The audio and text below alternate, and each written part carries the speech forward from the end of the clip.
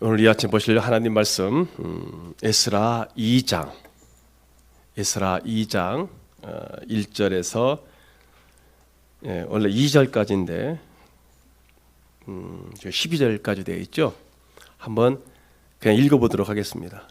옛적에 바벨론 왕 느부갓네살에게 사로잡혀 바벨론으로 갔던 자들의 자손들 중에서 노임을 받고 예루살렘과 유다도로 돌아와 각기 각자의 성읍으로 돌아간 자 곧 스룹바벨과 예수아와 에레미야와 스라야와 르엘라야와 모르드게와 빌산과 미스발과 비그웨와 루흠과 바나 등과 함께 나온 이스라엘 백성의 명수가 이러하니 바로스 자손이 2712명이요 스바다 자손이 372명이요 아라 자손이 705명이요 바핫 모압 자손 곧 예스와와 요압 자손이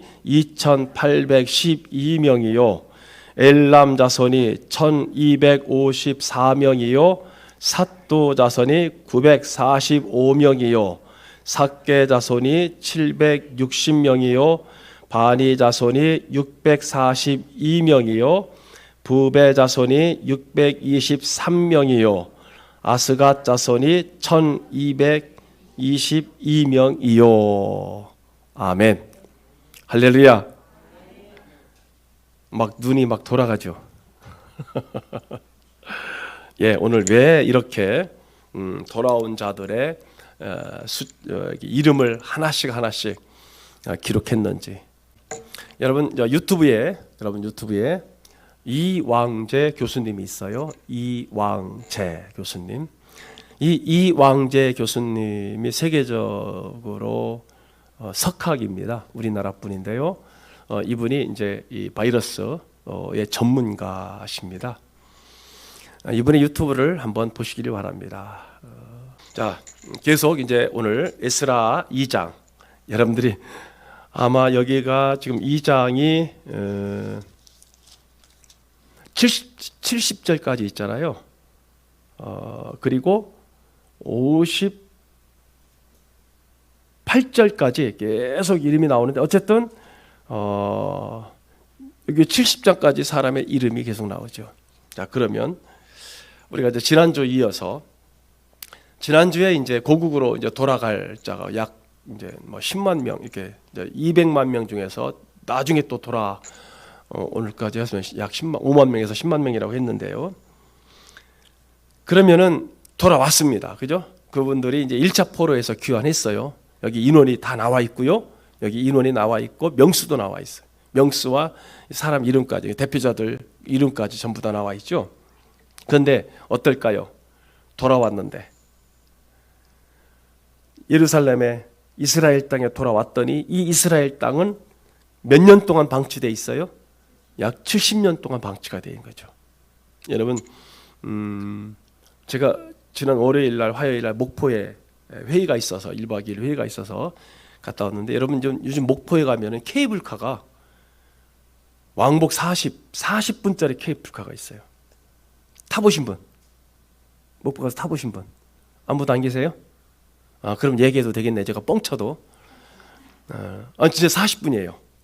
그래서 유달산 유달산 밑에서 타가지고서는 쭉 가면은 섬으로까지 들어가게 돼 있어요. 그래서 대단합니다. 그래서 그 케이블카에서 보면 저 어디까지 보느냐면은 천사대교 알죠? 그게 엊그저께 뉴스 보니까 유네스코 유엔이 지정한 뭐가 됐더라고요. 그게 무슨 퍼퓰이라고 그러나 보라색으로 전부 다 돼 있어가지고요. 한번 가보세요. 한번 타보세요. 40분 왕복입니다. 여기 청풍 그 케이블카도 굉장히 좋더라고요. 보시니까. 근데 그거보다 더 길죠. 그래서 저 앞에 신안 앞바다까지 거기까지 날씨가 좋으면은 그까지 다 보입니다. 그런데 제가 왜 이 얘기를 드리냐면은 그 목포의 끝자락 이 케이블카를 타다가 보면은 목포의 끝자락에 보면은요, 옛날에 살았던 집들이 사람은 살지 않고 그러는 이제 몇몇 집을 살고 있는데 옛날 그대로 있습니다. 옛날 그대로. 담, 집 이런 것들이 위에서 이렇게 내려다보니까 한 10집 중에서 한 2집만 살고 있더라고요. 옛날 그대로예요. 근데 안 살고 있는 집들 보니까 어떻게 됐어요? 다 잡초가 무성하죠. 몇 년, 아니 1년, 2년만 놔도 사람이 살지 않으면 그 집안에 또는 땅이 잡초가 무성한데 70년을 여러분 땅을 방치했다고 생각해 보세요. 그러니까 1차로 5만 명이 돌아왔는데 와서 딱 보니까 꿈에 부풀었고 고향에 돌아가는, 고국에 돌아간다라고 하는 그 꿈에 부풀어서 와 보니까 어때요? 이거는 뭐 짐승도 못 살 정도로 폐허가 된 거죠. 황량하고 암울한 자기가 그렇게 그리던 그 땅 고국에 돌아와 보니까 이렇게 된 겁니다. 그러니까 바벨론에서는요, 화려하고 안정적인 삶을 뒤로 하고 완전히 폐허가 된 고국으로 돌아간다라고 하는 것이요, 현실적 문제입니다. 고민이 되는 거예요. 왜? 이렇게 그냥 화려한, 성공하고 화려하고 모든 문화와 모든 것들이 다 좋아한 그 환경에서 거기 이제 말하자면은 밀림에 들어가는 것과 같은, 가서 거기 가서 다시 개척을 해야 되고 집을 져야 되고 하는 이런 경우를 간다라고 하는 게, 그래서 200만 명 중에서 여러분 5만 명이, 그것도 어떻게 보면 많은 거잖아요. 치안도 안 되고요, 경제 활동은 더더욱 안 되는 겁니다. 그리고 거처할 집도 없습니다. 모든 것을 처음부터 다시 시작해야 됩니다. 자, 그래서 직접 간 분이 있다고 그랬죠. 그 다음에 안 간 사람들이 있습니다. 안 간 분들. 이 안 간, 그러니까 그 바벨론에 있고 이제 몸은 안 가고 도울 수 있는 방법은 뭐냐? 물질로 돈을 보내는 방법으로 참여하는 두 부류인 거죠. 하나는 일부 부류는 5%밖에 안 된다고 그랬죠. 직접 예루살렘 유다 땅으로 가는 것 하나. 또 하나는 못 가니까 나는 금전적으로 도와줄게. 금전적으로. 그래서 물질로 돕는 부류, 두 부류가 여기 지금 여러분 에스라에서 읽어보면은요, 두 부류가 나와 있습니다. 자, 그래서 지금 2장에 보면, 에스라 2장에 보시면 여러분들 성경 읽으시면은 2장은 어때요? 그래서 지금 원래 제가 본문을 적어준 거는 1절에서 2절만 했는데 실수로 해서 12절까지 주보가 나왔는데요. 일부러 읽은 게 그겁니다. 한번 여러분 오늘 가서 이 얘기 듣고서 이 말씀 듣고 오늘 가서 한번 다시 한번 읽어보세요. 그리고 소리내서 한번 읽어보세요. 조금 가다가 혀가 꼬여가지고선 그런데 이제 여러분 그런 겁니다. 왜 통째로 이름만 나오느냐? 이 이름은요, 고국으로 돌아온 사람들의 이름입니다. 그럼 고국으로 돌아왔는데 왜 기록했느냐? 왜 기록했느냐면요, 하나님께서 돌아온 사람들을 그렇게 소중하게 기억하시고 여기신다는 뜻입니다. 그래서 성경에 기록한 거예요. 자, 그러면요, 여기 지금 이 에스라서는요, 여기 우리가 지금 에스라 1장에 보면은요, 바사 왕 고레스 원년에 이랬죠. 여기는 페르시아죠. 바사가 페르시아니까요. 그럼 2장 1절에 뭐라고 돼 있어요? 옛적에 무슨 왕? 예, 그걸 회상하는 거예요. 바벨론 왕, 그렇게 됐죠. 그러니까 1장과 2장, 1장은 현실이고요, 2장은 70년 전에 나라가 멸망했을 때, 포로로 잡혀왔을 때를 기록한 것입니다. 그래서 지금 에스라는 그러니까 이건 뭐냐면 출페르시아입니다. 출페르시아. 그래서 여러분 여기 이 에스라서를 보면은요, 에스라가 왜 이렇게 썼느냐면은, 에스라가 나중에 보면은요, 성경 건축에 관해서도 이야기하고 할 때 보면은 어디를 인용했냐면 출애굽 상황을 인용을 한 겁니다. 그래서 지금 뭐냐면 출페르시아를 인용을 한 거예요. 그래서 에스라가 이야기한 모든 것들은 이미 저 애굽에 출애굽 했을 때, 그리고 그때 회막 지을 때 어떤 마음으로 하나님께 예물을 드렸는가를 가지고 여기서 동일하게 에스라가 적용을 합니다. 왜요? 에스라는 성서학자입니다. 학자예요. 그러니까 옛날 자기 조상들의 그 모든 율법과 역사를 아주 잘 알고 있었던 학자였기 때문에 거기서 여기에다가 그거를 적용을 한, 대입을 시킨 거예요. 그래서 과거의 역사성과 연계하려고 하는 의도를 가지고 있죠. 그래서 자, 성막을 지을 때 예물을 드린 사건이 여기에도 나오죠. 에스라 우리가 1장 6절에 여러분 그렇게 돼 있죠. 앞에 1장 6절에 그 사면에 사람들이 은그릇과 그다음에 금과 물품들과 짐승과 보물로 돕고 그 외에도 예물을 기쁘게 드렸다라 했어요. 그렇죠? 그러면요, 출애굽기 25장 2절에 이런 말씀이 나와 있습니다. 이스라엘 자손에게 명령하여 예물을 가져오라 하고 기쁜 마음으로 내는 자가 내게 바치는 모든 것을 너희는 받을지니라. 자, 에스라, 저기 화면에 나온 것처럼 에스라 1장 6절, 저 빨간 글씨가 있죠. 예물을 기쁘게 드렸더라라고 하는 것. 그다음에 출애굽기 25장 2절을 성막 지을 때 예물을 드린 사건, 이렇게 하면서 기쁜 마음으로, 에스라가 바로 저거를 연상한 거예요. 옛날 출애굽했을 때 회막 지을 때도 기쁜 마음으로 드리는 것을 받으셨고요. 지금 상황 에스라에서도 성막을 지을 때 기쁜 마음으로 드린 것을 받으셨다라는 것을 보고 있습니다. 제가 조금 전에 말씀드린 것처럼 왜 그럼 에스라는 이렇게 기록했느냐 하면요, 에스라는 구약의 아주 능통한 학자입니다. 출애굽 시에 광야 성전을 어떻게 지었는지를 잘 알고 있기 때문에 역시 포로 귀환 이후에 이제 앞으로 성전을 건축할 때인데 성전 건축할 때 역시 같은 방법을 에스라가 사용하고 있는 거예요. 백성들에게 지금 뭘 하고 있느냐면 동기부여라는 것을 하고 있는 겁니다. 지금 백성들이 고생하고 포로 귀환해서 이렇게 고생하고 있는 것을 우리의 조상들도 언제 예전에 출애굽할 때 이렇게 했다.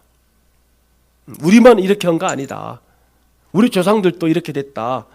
이런 동기부여가 되니까 백성들이 힘을 내서 다시 돌아와 70년 만에 돌아와서 완전히 파괴된 그런 그 성전 건축을 할 수 있게 된 거죠. 만약 이런 동기부여가 없었다라고 한다면 아마 힘들었을 겁니다. 그러니까 지금 에스라는 그런 정황을 담고 있는 거예요. 성전 건축? 그렇지. 쉽지 뭐. 하나님의 은혜로. 그럼 여러분 그게 아니라는 거죠. 그래서 에스라서는요, 제2의 출애굽입니다. 그러니까 출페르시아가 된 거죠. 그러니까 지금 에스라는요, 의도적으로 백성들에게 격려하고 하려고 이런 기록을 목적을 가지고 지금 에스라서를 기록했습니다. 그리고 아까 말씀드린 것처럼 과거와의 연계성을 통한 회복을 에스라가 지금 에스라서에서 이렇게 지금 기록하고 있습니다. 에스라 1장 7절 말씀에 보면은 고레스 왕이 또 여호와의 성전 그릇을 꺼내니 옛적에 느부갓네살이 예루살렘에서 옮겨다가 자기 신들의 마당에 두었던 것이라. 바사왕 고레스가 창고지기 미드르다덱에게 명령하여 그 그릇들을 꺼내어 세어서 유다 총독 세스바살에게 넘겨주니. 자, 여러분 고레스가 얼마나 대단한 분이냐면은 옛날 장부와 똑같이 맞춰서 하나라도 누락됨 없이 세어가지고 세스바살 즉 스룹바벨에게 주었다는 겁니다. 이것은요, 그 과거 성전이 파괴될 때 그때는 어떤 성전이었냐면 솔로몬 성전입니다. 솔로몬이 아주 화려하게 대단하게 지었던 그런 성전입니다. 거기서 그 과거를 통한 솔로몬 성전 그릇을 통한 지금 무엇을 가지고 하느냐면 솔로몬 성전의 기명들, 즉 그릇들을 통한 역사적 연계성으로 지금 회복을 의미하는 겁니다. 옛 것을 그대로 어떻게 한 거예요? 다시 가져오고 회복한 거예요. 그러면 왜 바빌론 시대 때에 하나님의 그 예루살렘 성전에 있던 그 모든 우리가 이제 성물이라고도 하고 기명이라고 하죠. 그릇들, 무엇들 전부 다. 그런 그것을 싹 다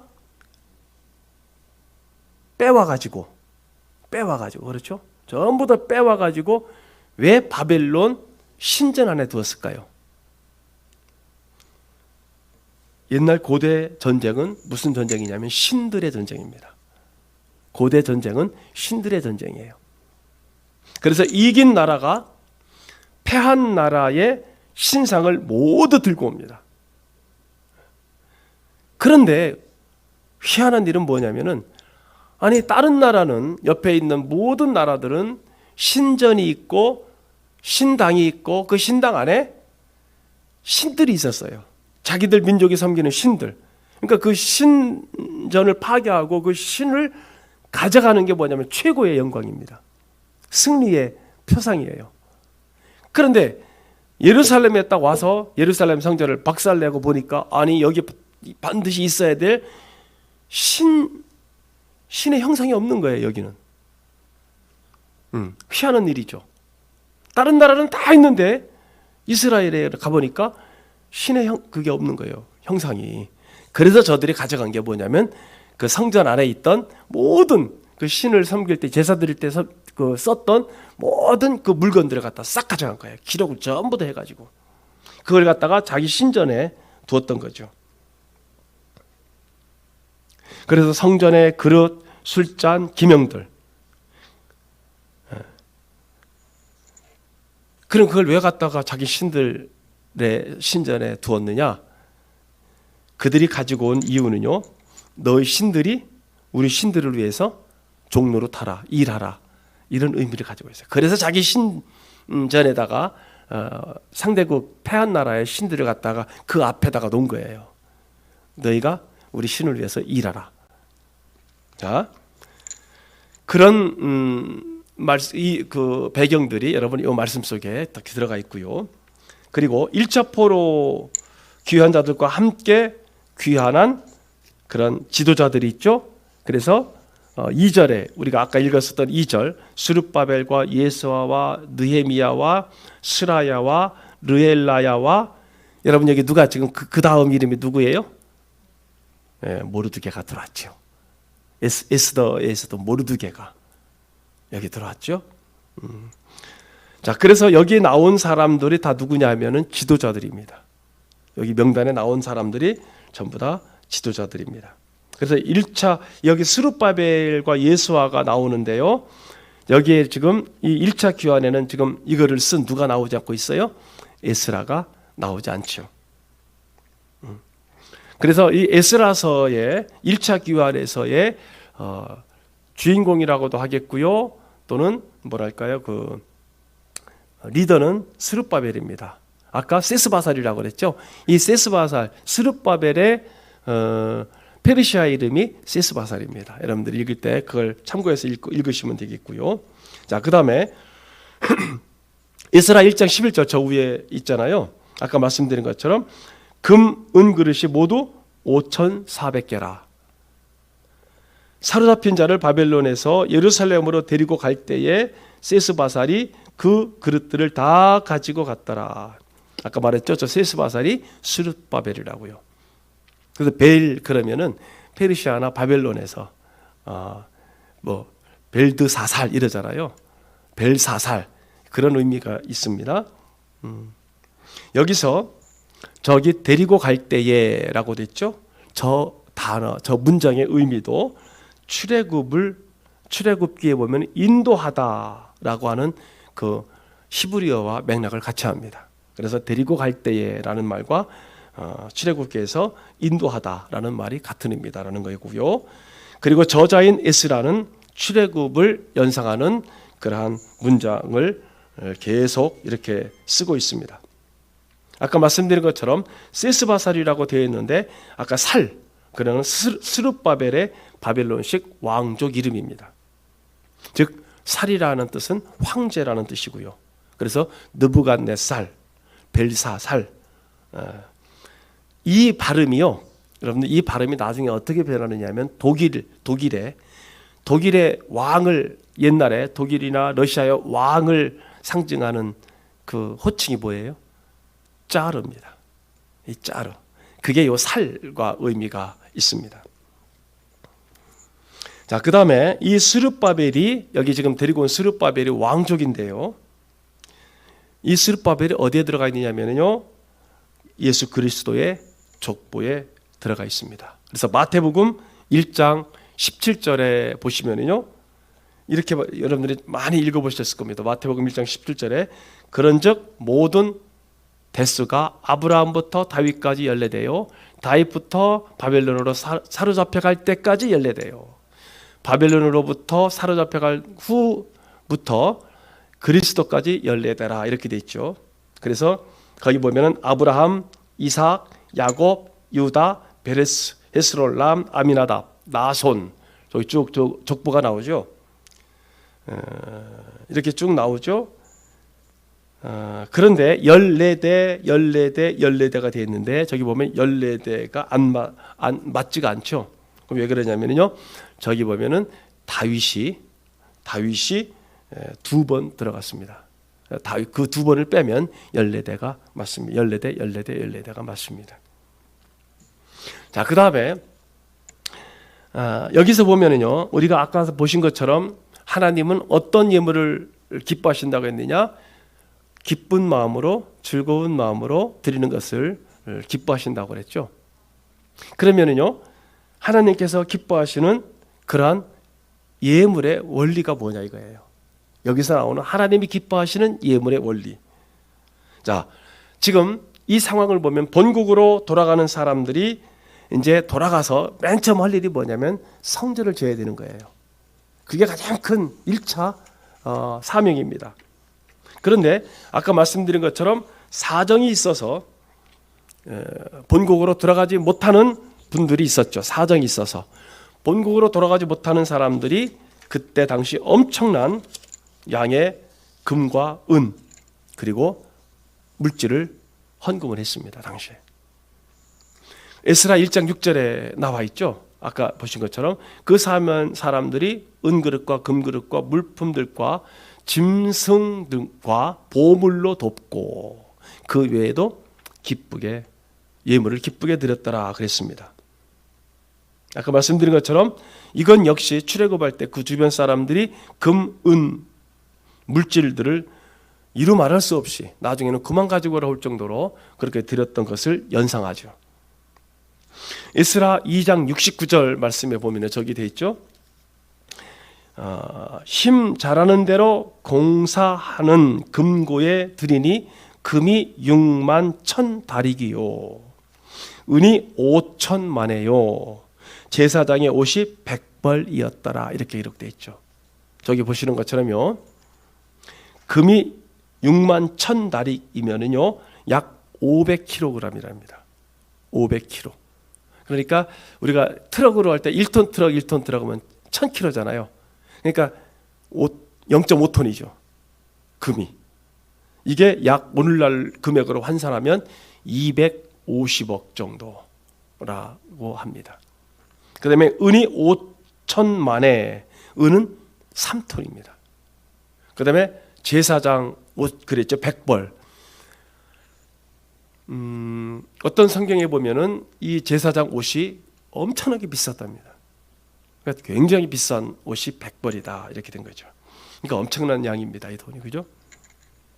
자, 그 다음에 아까 말씀드린 대로 에스라 2장에 왜 이렇게 귀향한 자들의 명단을 공개하느냐, 그 의미가 뭐냐. 첫째는 격려하는 겁니다. 격려. 하나님께서 기억하시고 상 주시려고 거기다 이름을 그렇게 다 기록해 놨어요. 이 장면을 2장 전체 70절 2장 전 성경 한 장 전체를 할애해서 기록하고 있다는 거죠. 에스라서가 10장입니다. 10장인데 한 장 전체를 할애해서 기록한다는 것은 정말 대단한 일입니다. 여러분 하늘나라의 생명책에 여러분들의 각각의 이름들을 하나님이 기억하신다고 그랬나요? 안 기억하신다고 그랬나요? 기억하신다고 그랬죠. 그게 보여주는 거예요. 자, 히브리서 11장에 보면은 11장 6절이죠. 하나님께 나아가는 자는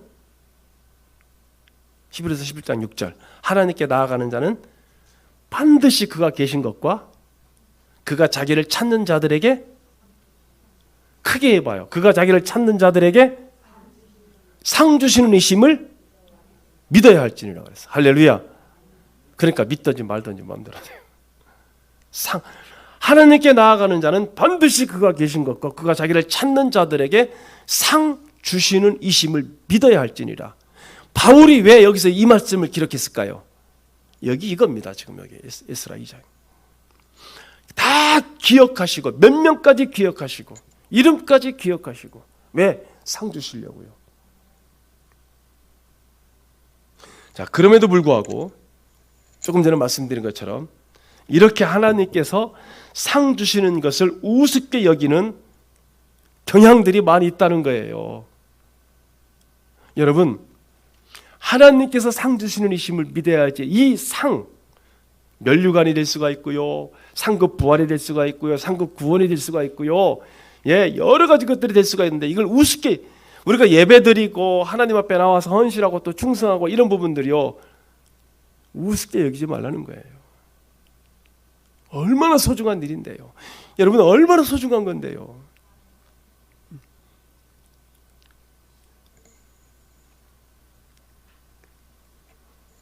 여러분 왜냐하면요 우리가 세상의 일을 하나님보다 더 크게 여기는 것을 하나님이 대단히 귀하게 여기시는 것을 우습게 여기지 말라는 거예요. 여러분 믿음 생활하고 신앙 생활하는 것 우습게 여기지 마세요. 여러분 예배당에 나와서 예배드리는 것 우습게 여기지 마세요. 그리고 밖에서 지금 생활하시면서 여러분들의 시간을 정해놓고 기도하시고 또는 지금은 영상이지만 예배 참석하는 것, 예배드리는 것 이거 여러분 자 우습게 여기지 마세요. 다 기억하시는 분이십니다. 내가 내 삶의 주인이 되었다. 우습게 여기는 이유가 그거예요. 내가 내 마음대로 하는데 무슨 상관이야. 그런데요 하나님께서 나의 창조주이심을 믿는다고 하신다면 하나님의 상 주시는 이 상을 여러분 이 땅에서도 기대하실 것이고요 지금 살아가면서도요 순간순간 주시는 하나님의 놀라운 은혜와 기쁨과 마음의 평안과 즐거움을 이게 뭐냐면 하늘나라의 표상이거든요. 이 땅에 살아가는 표상입니다. 어떤 마음을 갖고 살아가느냐 어떤 마음을 갖고 살아가느냐 그런 거예요. 그래서 상 주시는 이심을 하나님은 오늘도 저와 여러분에게 여러분 그런 하나님이심을 상 주시는 참 좋은 하나님이심을 믿으시기를 축복합니다. 여러분들이 입술로 고백하시기를 축복합니다. 맨날 불평 불만만 나오고요 짜증만 내고 막 해보세요. 그러면 그거 계속 물고 들어올 겁니다. 불평거리 불만거리 뭐 좀 틈 잡을 거리 이런 거 막 계속 물고 들어올 겁니다. 그러나 하나님을 찬양하고 하나님이 상 주시심을 믿으시고 늘 감사거리 즐거울 거리 하나님을 높이는 또 나보다는 이웃을 향한 일을 하신다면 아마 그 일들이 계속 여러분들에게 물고 들어올 겁니다. 그러니까 어떻게 살지는 여러분들이 알아서 하세요. 지금 내 입술에 불평 불만 하는 거냐 아니면은 뭐 정말 하나님을 높여드리고 하나님의 상 주시는 일을 믿고 할 거냐.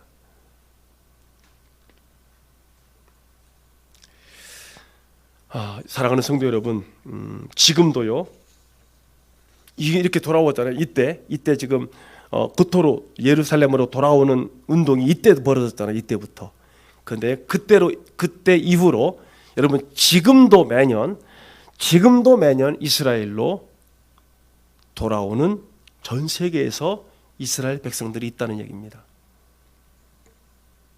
이스라엘에 귀화하고자 하는 사람들이, 그리고 이스라엘에서는 그렇게 원하는, 세계에서 각지에서 이스라엘로 돌아오기를 원하는 사람들을 위해서 이스라엘 정부에서는 지금도 전세기를 띄운다고 합니다. 전세기를 띄우고요. 그리고 이스라엘 백성들이 돌아올 때, 그 유튜브에 나와 있을 거예요. 이스라엘 백성들이 돌아올 때요, 누가 나가서 직접 저들을 맞이하느냐면요, 총리가 나가서 저들을 직접 맞이하는. 지금도. 그러니까 2020년, 작년이죠. 작년에도 전 세계에서 귀화한 유대인들이 태어난 지 3주도 안 된 아이로부터 85세 노인까지 총 작년 한 해 233명이 귀화했다고 합니다. 그러니까 이 페르시아 이때로부터 시작해서 지금 계속 전 세계에서 이스라엘로 지금 돌아오고 있는 거예요.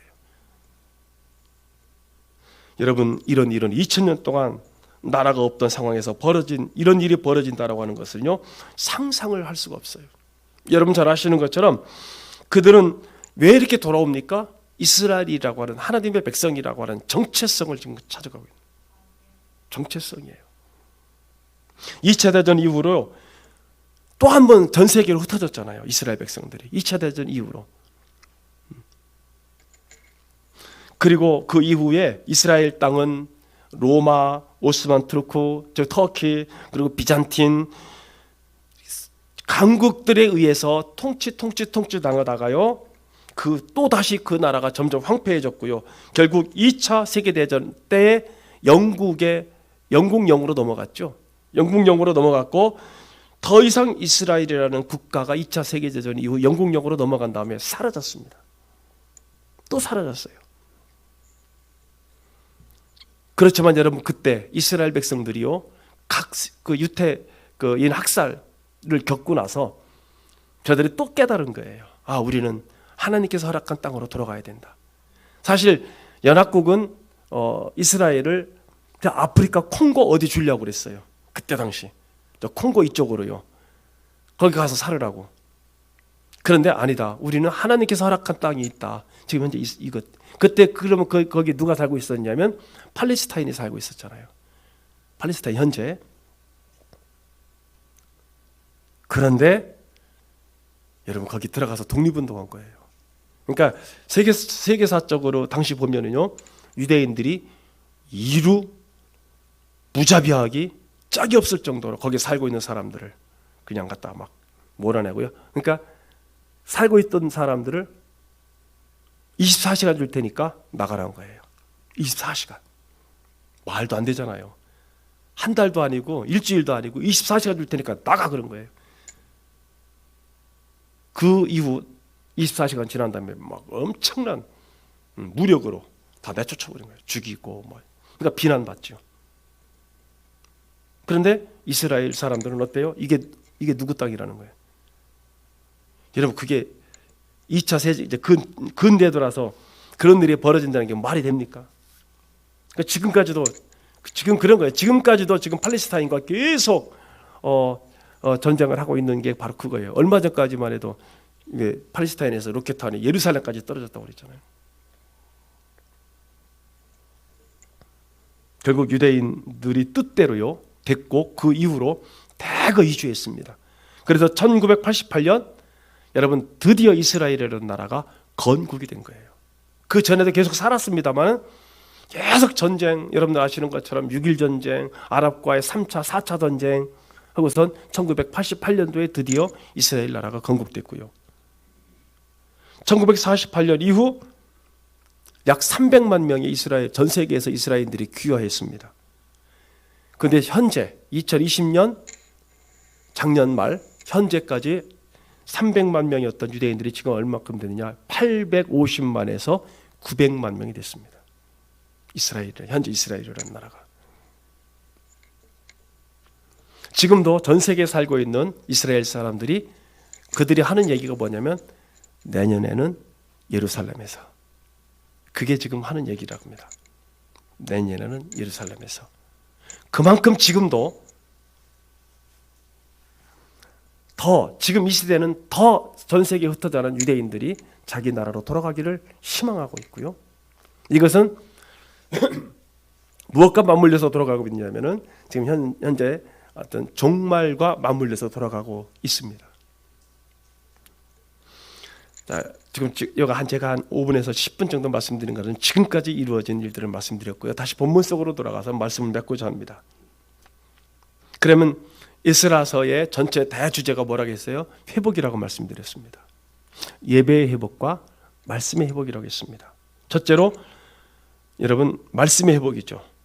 그래서 저 사람들이 페르시아에서 고국으로 돌아왔던 저 백성들이 처음으로 저들 땅에 돌아가서 한 첫 번째 일이 바로 뭐였냐면 예배였습니다. 예배 다음에 그 다음에 저들은 뭐 했냐면 성전을 건축했습니다. 완전히 파괴된 그 성전을 건축했습니다. 그리고 지금 이 스룹바벨도 똑같습니다. 그래서 에스라 3장 1절에서 3절이 바로 그 예배를 드리는 광경이 에스라서 3장 1절에서 3절 저것입니다. 저기 보면은요, 각자의 성읍에 살았다고 그랬죠. 이스라엘 사람들이 각자 자기들 옛날에 살던 성읍입니다. 그리고 일곱째 달이라고 되어 있죠. 일곱째 달에 이르러 이렇게 씁니다. 그리고 저 빨간 글씨 하나님의 제단을 만들고 그리고 번제를 그 위에서 드리려 할세. 그리고 아침 저녁으로 여호와께 번제를 드리며 저들이 돌아왔던 게 맨 처음에 한 게 여러분 이 예배의 회복입니다. 여기서 일곱째 달이 의미하는 게 뭐냐 하면은 여기서 일곱째 달이 의미하는 것은요 초막절을 의미합니다. 초막절. 이스라엘의 3대 절기가 뭐예요? 우리도 여기서 어쨌든 우리는 현재 드리고 있잖아요. 이스라엘의 3대 절기 중에서요 하나가 뭡니까? 무교절이고요. 두 번째가 칠칠절이고요. 세 번째가 초막절입니다.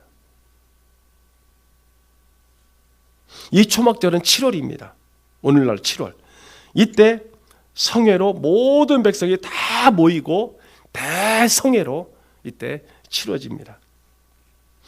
그리고 저 2절에 하나님의 제단이라고 되어 있죠. 하나님의 제단이라고 되어 있는데 여러분 저 제단을 지금 몇 년 만에 보는 거냐면요 70년 만에 보는 거예요. 그럼 그 자리에 참석한 저 백성들은 저 70년 만에 예배를 드리고요 70년 만에 이 땅에 돌아와서 저 제단에서 번제를 드리고 하나님께서 지시한 그대로 예배를 드릴 때 70년 만에 돌아온 그것을 기억했었던 노인분들은 어땠을까요? 그 마음이 어땠을까요? 이거는 뭐 그냥 가슴이 터지는 거예요. 그러니까 통곡을 했다고 그랬잖아요. 놀라운 일이죠. 엄청난 감격의 순간이고요. 왜 또 그러냐면요. 자, 율법에 보면은 죄를 해결하려면은 어디 가서 어떻게 해야 돼요? 성전에 가서 제단에서 속죄제, 속건제를 드려야 돼요. 그래야만 죄가 해결됐어요. 그러니 70년 동안 저거를 못하다가 그 예루살렘에 돌아와서 저 번제단에서 70년 만에 뭐가 해결되는 거예요? 이스라엘의 죄 문제가 해결되는 거예요. 진짜 놀라운 일이죠. 저 죄가 해결되어야만 예루살렘에 성전을 지을 수 있고요. 저기서만 가능한 거예요. 저 때만 해도요. 저럴 수밖에 없었던 거죠. 그래서 이제 돌아오게 되었고요. 그리고 거기서 제단을 세운다는 것은요. 저 이스라엘 백성들, 그것을 과거에 경험했던 분들에게는요. 난 이제 죽어도 여한이 없다라는 얘기예요. 여러분, 오늘 우리가 예배 드릴 때 나는 예배 드리다 죽어도 여한이 없어. 내가 하나님의 품에 내가 예배 드리다 죽어도 여한이 없어. 이게 이분들의 심정이었습니다. 저들은 바벨론에서 다른 우상의 제단들만 바라보아야 했던 것을 기억하는 겁니다. 그런데 그 소원을 돌아와서 그러니까 얼마나 200만 명 중에서요 얼마나 사모했던 사람이 5만 명이 돌아온 거예요. 5만 명이. 그리고 그것에서 그렇게 드리고 싶었었던 아침 번제, 저녁 번제를 자기들 마음껏 드릴 수 있는 저들의 마음이 어떠했겠느냐 이 뜻입니다. 그리고 두 번째로 성전의 회복이라고 그랬죠. 예배의 회복, 성전의 회복. 성전 건축의 의미. 그러니까 우리가 지금 오늘날 말하는 이 예배당 건물 건축의 의미랑 완전히 달라요. 다른데 오늘은 이걸 이렇게 의미를 나쁘게 사용하는 거죠. 여러분, 성전, 여기서 지금 나오는 이 본문에서 성전 건축의 의미는 어떤 의미냐면요, 하나님과의 관계성 회복입니다. 그때니까. 그동안에는 죄를 해결했죠. 먼저 와서 죄 해결했고요. 죄 사함의 문제를 해결할 수 있는 공간이 없었기 때문에 첫 번째 사명은 저들이 성전 건축을 해야 돼요. 왜 성전 건축을 하는지 이제 아시겠죠. 이 사람들이 뭐 해결하려고요? 죄 문제. 하나님과의 관계성, 그리고 죄 문제 해결하려고요. 그래서 1차 귀한 자들의 명확한 목적은 성전 건축입니다. 그리고 성전 건축한 다음에 백성들이 예배 드리는 모습은요, 달랐어요. 에스라 3장 11절에서 13절 거기 나와 있죠. 그 예배 드리는데요, 노인분들은 통곡을 했어요. 왜요? 옛날 그것을 기억하고요. 젊은 사람들은요, 마냥 즐겁습니다. 왜? 우리가 예배당 지었다는 거예요. 아버지로부터 할아버지로부터 들었던 그 예배당을 우리가 지었다는 거예요. 내 손으로 성전을 지었기 때문에 즐겁다는 겁니다. 그래서 에스라 3장 11절에서 13절에 보면은 모든 백성이 여호와의 성전 기초가 놓임을 보고 여호와를 찬송하며 큰 소리로 즐거이 부르며 제사장들과 레위 사람들과 나이 많은 족장들은 첫 성전을 보았으므로 이제 이 성전의 기초가 놓임을 보고 대성통곡하였으나 옛 성전을 경험한 사람들이, 여러 사람들은 기쁨으로 크게 함성을 지르니 백성이 크게 소리를 외치는 소리가 멀리 들리므로 즐거이 부르는 소리와 통곡하는 소리를 백성이 분간하지 못했다. 이거는요, 그렇죠? 노인분들은 옛날 성전을 기억하고 지금 짓는 거는 거기에 비하면 어떻다는 거예요? 초라하잖아요. 그럼에도 불구하고 그걸 보았기 때문에 통곡했고, 젊은 사람들은 우리 손으로 하나님의 성전을 지었다라는 그 감격 때문에 여러분, 저들은 기뻐했다는 거죠. 자, 말씀을 이제 정리하도록 하겠는데요. 여러분, 이거 하나만 여러분들이 잘 성경을 읽으면서요. 자, 성전의 역사죠. 성전의 역사는요. 자, 눈에 보이는 성전의 역사는 맨 처음 어떤 성전이었어요? 출애굽 당시 광야의 이동식 천막, 즉 텐트, 회막이죠. 그게 눈에 보이는 첫 번째 성전이었습니다. 이동식. 그 이전의 성전은요. 그 이전의 성전은 어디 뭘까요? 하나님의 에덴 동산이 성전이었습니다. 그 파라다이스 에덴 동산이, 눈에 보이지 않던 그 파라다이스 에덴 동산이 여러분 첫 번째 성전입니다. 완벽하게 하나님께서 임재하는 곳이고요. 자, 그래서 창세기 2장 10절에서 12절에 보면은 거기 그렇게 기록되어 있습니다. 그래서 성전 지을 때 왜 여기서 금이 나오고 은이 나오고 이럴까요?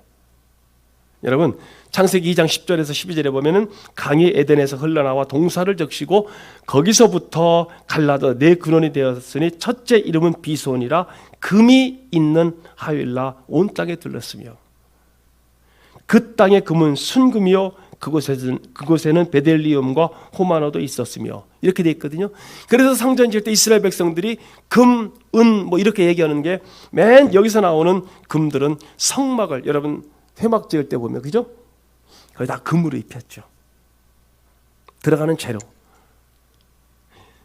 예. 그러니까 이 에덴 동산의 성전은요, 하나님께서 임재하시던 완벽한 성전이었습니다. 아담과 계속 동행했죠. 그런데 이 성전이 무엇 때문에 깨졌어요? 예, 죄 때문에 가진 거예요. 죄 때문에. 그리고 깨졌고 죄 때문에 어떻게 됐어요? 거기서 쫓겨났죠. 자, 그 다음에 성막이 바로 성전이 이 광야 성막입니다. 이제 안정된 성막이에요. 성전입니다. 자, 그 다음에 세 번째, 즉 눈에 보이는 첫 번째가 광야 성전이고요. 두 번째가 무슨 성전이라고요? 솔로몬 성전입니다. BC 952년경에 저기 나와 있죠. 저렇게 정말로 대단한 성전을 지었죠. 자, 그 다음에 지금 바벨론 포로에서 돌아와서 지은 것이 바로 스룹바벨 성전 BC 521년경입니다. 그리고 나서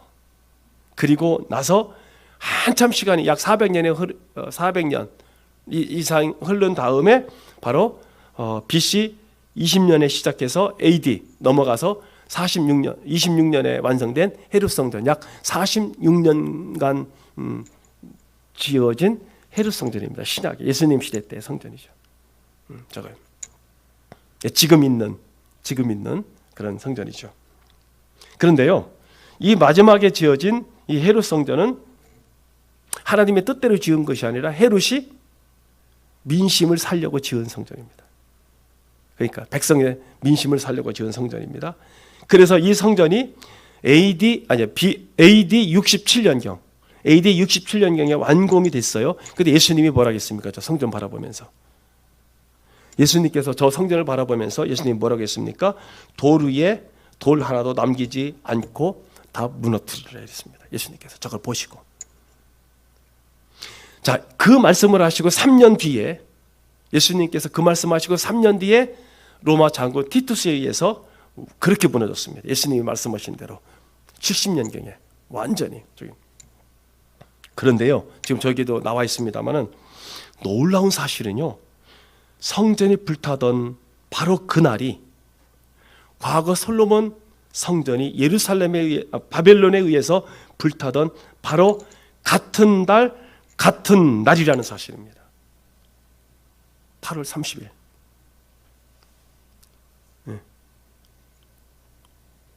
BC 589년경에 멸망한 그 시간과 헤롯 성전이 AD 70년경에 멸망한 헤롯 성전이 그 파괴된 날이 같은 날, 같은 시라는 거예요. 하나님이 하셨다는 거죠. 그리고 티투스 장군에 의해서 10만 명의 유대인들이 로마로 포로로 끌려가서 콜로세움 경기장을 짓는 노역을 하게 됐습니다. 그리고 AD 70년 이후에 다시 한번 유대인들이 전 세계로 다 흩어졌습니다. 그리고 다시 1945년 나라를 세웠고요. AD 70년경이면 우리나라는 언제 어떤 시기냐면요. AD 70년이면 우리나라 고구려 시대입니다. 삼국 중에서도 고구려 시대입니다. 그러니까 우리나라의 고구려 시대에 없어졌던 나라가 1900년이 지난 후에 다시 나타나가지고 오늘날 세계 경제와 금융을 휘어잡는 그런 나라가 된 거죠.